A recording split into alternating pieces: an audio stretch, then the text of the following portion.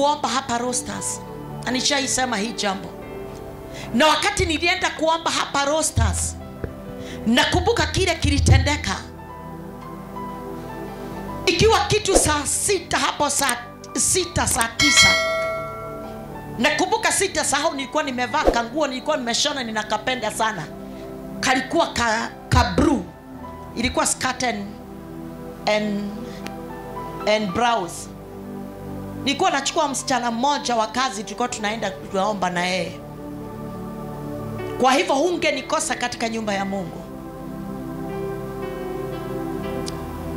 Nikaenda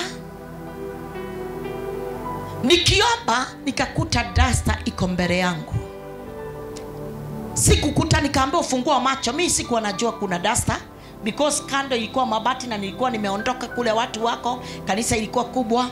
Kwa hivyo kulikuwa na mkesha, watu walikuwa wamekaa pahali pamoja.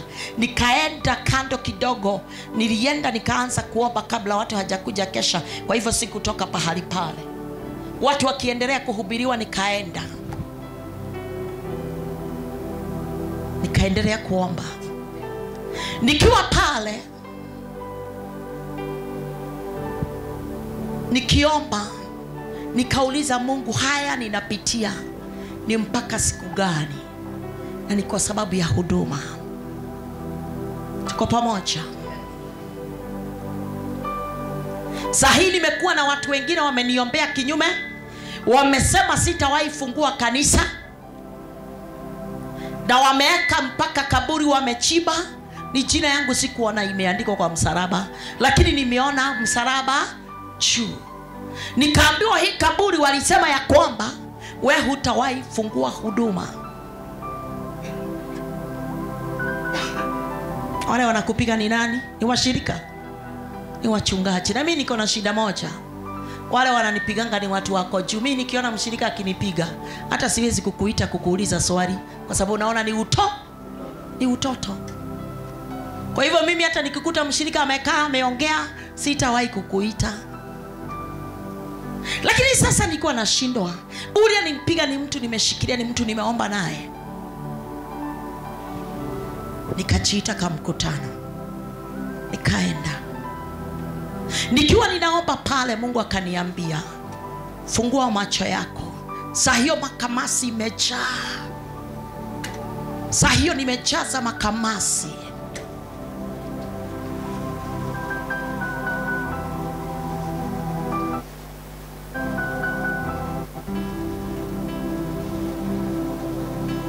Machozi imetapakaa. Nimejipaka uchafu. Kwa sababu pale nilienda palikuwa na vumbi. Mungu akaniambia fungua macho. Nikafungua macho. Kaniambia ni nini unaona mbele yako? Kamwambia ni kitambaa. Sasa tunaongea hivi. Nikamwambia ni duster. Nimekaaje? Duster imeraruka. Akaniuliza, hii duster imeraruka, nikikupa nguo mpya na duster imeraruka, ni nini naweza kukufurahisha? Nikaambia Roho wa Bwana, mimi naweza taka nguo mpya. Kwa sababu mimi ni binadamu. Nilisikia sauti imesema, aha. Ni mtu tunaongea naye lakini lakini tuna exchange maneno. Kaniambia, aha. Ni vizuri kwa sababu wewe ni binadamu. Lakini mimi na uko sawa kuchagua nguo mpya. Kwanza nikamwambia kujua itanisaidia, lakini sasa nitapeleka wapi? Akaniambia, mimi kila umepitishiwa na kila umepitia ni mimi nimefanya upitia yale yote. Halo. Ni mimi nimeitikia upitishiwe yale yote. Ndio wale watu wamekupitishia wataona Mungu mimi nikiwa Mungu nikikuinua. Wamekuchukua kama duster, wamekuchukua kama rag, wamekudharau, hawakukuonea nafasi, hawakutaka kukuheshimisha.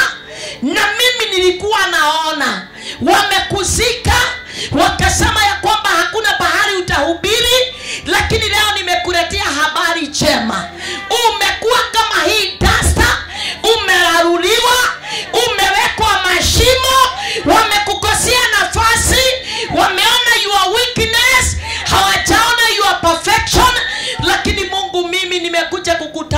nitakupatia, nitakusimamisha wakiona.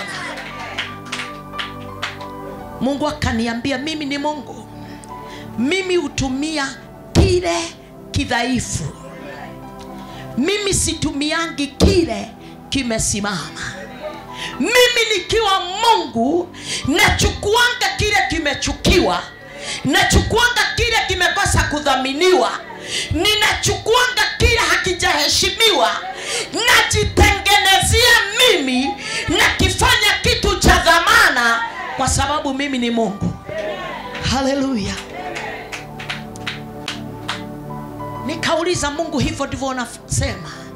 Unajua kwa wakati huu Mungu nimepitia mangapi? Unajua Mungu ninatoka town miguu?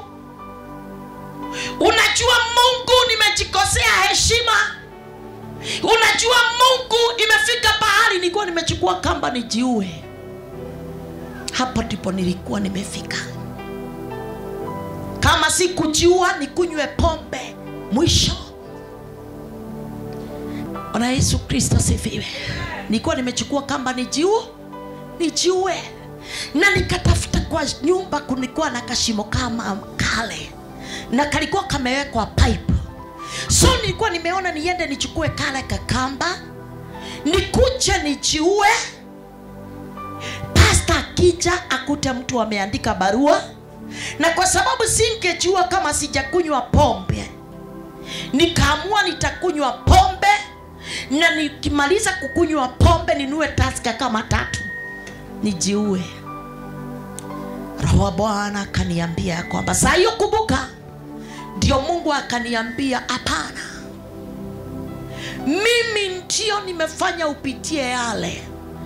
Ndio wale walikuwa na kudharau, wale walikuwa naona si wewe si mtu, kuna siku na unadharauliwa nini? Kwa sababu Mungu anaongea ndani yangu. Nikiona ukweli ninaongea, kwa sababu mimi sitakufurahisha na uongo. Mimi utanichukia juu ya ukweli, na mimi nitakwambia uongo, ukweli unichukie, uende kama unataka kwenda, kama unataka kukaa ukae. Hivyo ndivyo niko. Mimi sitakufurahisha, kwa sababu kwa nini kufurahisha na najua unapotea? Niambie ukweli, na uniambie ukweli nisikie uchungu, na uchungu utakuja kunitoka, kwa sababu ukweli hakuna kufunika na uchungu. Halo. Nikauliza kwa nini hawa watu, ilikuwa imefika kanisa mzima, nikienda kuwakaribia wanaachana. Mimi ni mchungaji mzima, nimeachwa sasa kitchen, ni mimi na safu watu. Mimi ni mchungaji, lakini nimejitafutia kazi ya kusafu watu. Mimi ni mchungaji, ni mimi natumwa duka kuendea mandazi na kuendea samaki ile itakulwa na wachungaji. Kwa hivyo nimeondolewa katika kiti ya uchungaji. Without knowing, one man akaimba wimbo tukiwa kitchen. He didn't know you are no that, unakumbuka? He didn't know you are mweli, itire no theri. Haya, huyo mchungaji akatoka mezani, brutwa. Nini ninaendelea huku kitchen? Bwana Yesu Kristo sifiwe. Kama hujai peleka pahali chakula na nikufiti na umetoka kwako kama hujakula, na unapeleka zile chakula, unapeleka mayai, unapeleka unga, na unajua utaenda kulala njaa kwa sababu utatoka huko saa 6, na unakosa kupewa chakula, hiyo nishawaipitia. Umefanya shopping mzuri, umepeleka shopping mzuri, mayai tray 2, michele nini umebeba, na wakati ule wanakuangalia hivi, na umekuta wakikula, wanamaliza kukula na unaondoka, na ulikuwa umefanya shopping na umeenda na mayai na maziwa, hakuna ule amefikiria kukupikia chai, na unatoka na unaomba na unawabarikisha. Nini ashaifika hapo? Acheni utoto wa roho. Komaa. Mimi naonanga mtu akimisbehave naona utoto. Hakika naonanga Wakristo wakijibehave, mimi nakupima na utoto ule uko nao.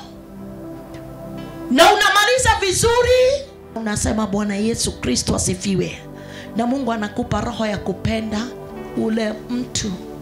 Ni wangapi wanaweza fanyiwa hivyo na wapende Mungu? Chukua mkono juu. Ndio naonanga watu wakijibehave kiutoto. Naona vile unajibehave, naona utoto wako pahali umefika. Mimi naachana na hata sitakuuliza kwa sababu unaona ni utoto.